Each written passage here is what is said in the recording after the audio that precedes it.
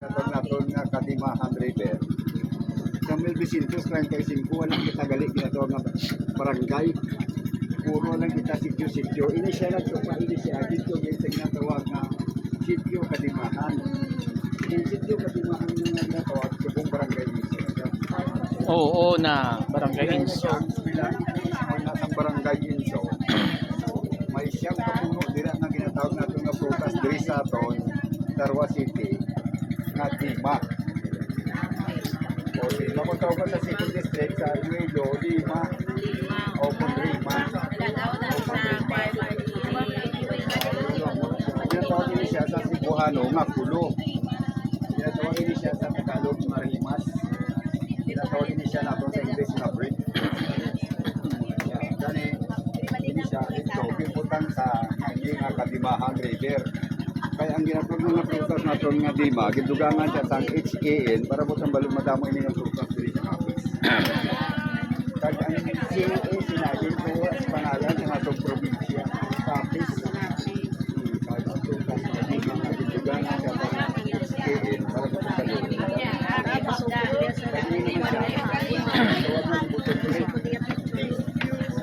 Kaya siya makita ninyo ng mga kakahuyan diri sa suba. Tawag nila sa English na mangrove. Tawag na sa Tagalog na bangkawan. Siya, pero dito siya ito, na pangalan. Kaya siya malagpag yung dahon, tawag natin na bangkaw. Kaya siya tawag natin ng nilugay na dahon, tawag natin na biyapi. Kaya ito dito, magyan natin itulog sa inyong pag-agpat. Pag na makita ninyo magagmay na dahon na girlfriend no nila sa Tagalog, magusog ka. Isa kasari nga mangrove na sa bilog ng Pilipinas, Kampues Unos. Tawag nila siya nga puta-puta tungkol sa ano, pag hindi ko atong matasang iya nga duga, mabulag kita. Yatagok. Oo, yatagok. Gani, damong gambal rin nga man, hindi pa putulod. Hindi pwede nga putulod, tama, sir, hindi pwede natin na siya putulod. Tungkol sa ano, ang ginatawag natin nga mga mangrove, amoy inis lang ka-filter sa climate change, carbon dioxide, kag air pollution. Hindi siya naton nga buta-buta nga yung alipata naton nga ginatawag nga poisonous. Hindi siya ma'am sir ang mapaswag magsuyod sa ginatawag naton nga carbon dioxide kag air pollution. Galing ang air pollution siya. Kaya nga Na-enjoy ako ng trabaho. suba makilimugi sa gobyerno. Kaya pagpatusok na sa tunasang talaba kag taho, puso. Wow!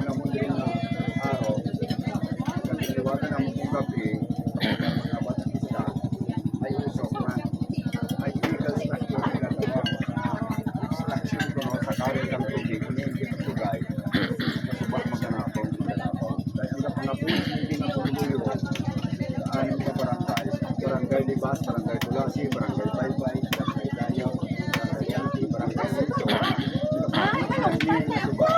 Ha? Ano no? Ang ano inyo?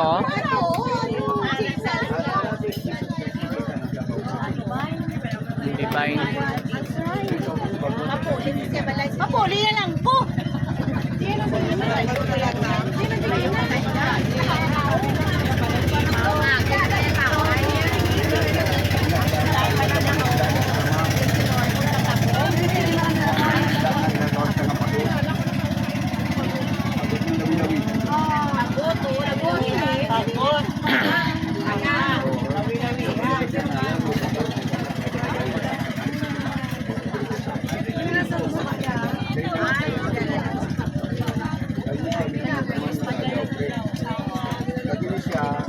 Ang ginatawag siya nga Katimahan River, amo ni siya pinakadako nga suba sa mga Basilan.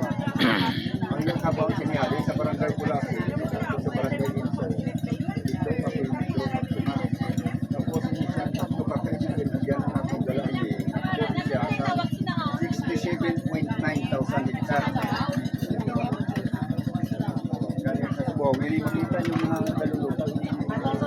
Tawag kayo sa aton sa hapis na piskate. Bali ginakulturan sa mga isda na ginatawag natin, ginatawag nga mangagat, bulgan, Inet, Kagbangros. Hindi siya din ang secretary na siya karoon. Thank you for watching guys. Bye.